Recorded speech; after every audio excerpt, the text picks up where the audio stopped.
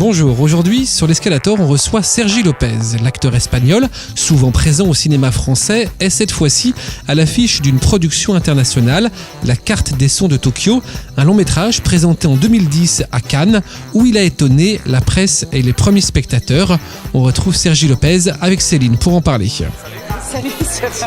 On fait une petite descente d'Escalator. Oui. Il y a beaucoup de monde ce soir. Oui, c'est le métro, c'est Paris, c'est la capitale de la France. Alors, je voulais savoir déjà comment ça s'est passé la rencontre avec ce film. Comment t'en es venu à travailler sur ce film? Est-ce que tu connaissais la réalisatrice qui est catalane comme toi? Elle est catalane comme moi, je la connaissais pas parce qu'elle est catalane, mais parce que j'avais vu quelque chose, pas tout, et parce que je l'avais vu parler des fois à la télé, je l'avais lu parce qu'elle écrit dans les journaux aussi. Et parce qu'elle m'a proposé le scénario, c'était super. Tokyo en anglais. Alors, ce film, il est assez étrange, il mélange les genres, on en parlait tout à l'heure.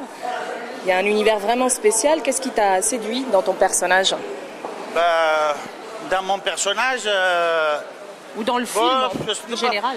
Voilà, j'arrive pas à séparer le personnage du film en général. Et j'arrive pas à séparer le film en général d'Isabelle et de Rinko. Il y a eu beaucoup de choses, mais c'est surtout le fait que le film ne répond pas en format... Tu vois, j'ai de plus en plus du mal avec le genre. Avec je trouve que c'est un piège, tu vois. J'aime de plus en plus les ovnis, les films qui ressemblent à rien ou à plusieurs choses, ou qu'on ne sait pas comment expliquer ou comment définir. Et ce film-là, dans ce sens-là, c'est sympa à Paris. Ouais, j'adore. Tout ça, donc ce film-là ressemble à rien. Et ça me fait plaisir, j'aime beaucoup les choses difficiles à expliquer. Alors, dans le film, tu as l'air très habitué, très familier avec la ville de Tokyo. C'est une ville que tu connaissais déjà? Non. Parce que tu parles japonais à un moment donné, il y a eu tout un apprentissage, l'air de rien. On a vraiment l'impression que tu connais très bien cette ville, c'est surprenant.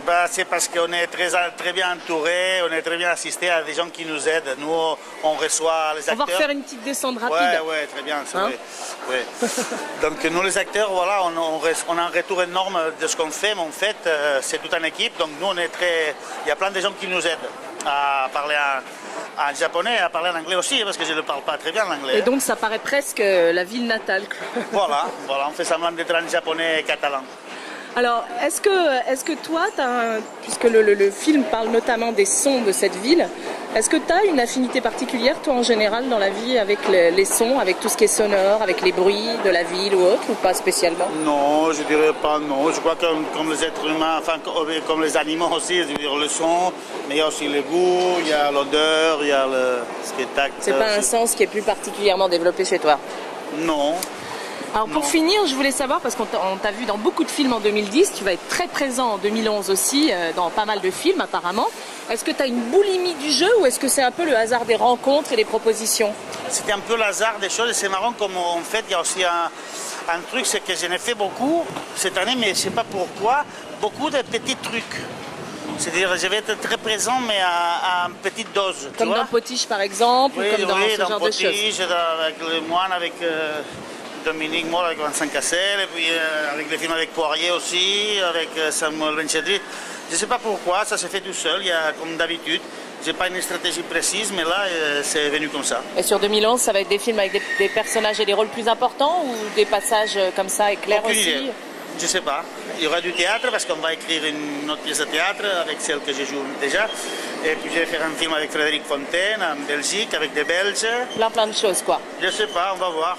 Alors, on arrive à la fin de cet escalator, ce qu'on appelle la chute, même s'il ne faut pas tomber. Ah bon? Et donc, c'est notre cadreur, Joseph, qui va te proposer 3 questions au choix et tu vas en choisir une. Donc. Ah bon? Alors, il y a la question Frédéric Lopez, la question Espéranto et la question Potiche, justement. La Frédéric Lopez, ça m'intéresse beaucoup. Alors, si tu devais emmener quelqu'un sur une terre inconnue, tu emmènerais qui et où? Si je devais aller dans un quoi? Si tu devais emmener quelqu'un sur une terre inconnue, c'est le nom de l'émission que Frédéric Lopez fait en France. Je ne sais pas qui c'est. C'est un journaliste. Si tu devais emmener quelqu'un sur une terre inconnue... C'est un ami à vous, c'est ça? Est-ce que ça serait où et avec qui?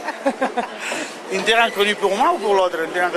Écoute, en Afrique par exemple. En Afrique, c'est un endroit inconnu et incompréhensiblement inconnu pour moi parce que j'ai l'impression d'être en dette.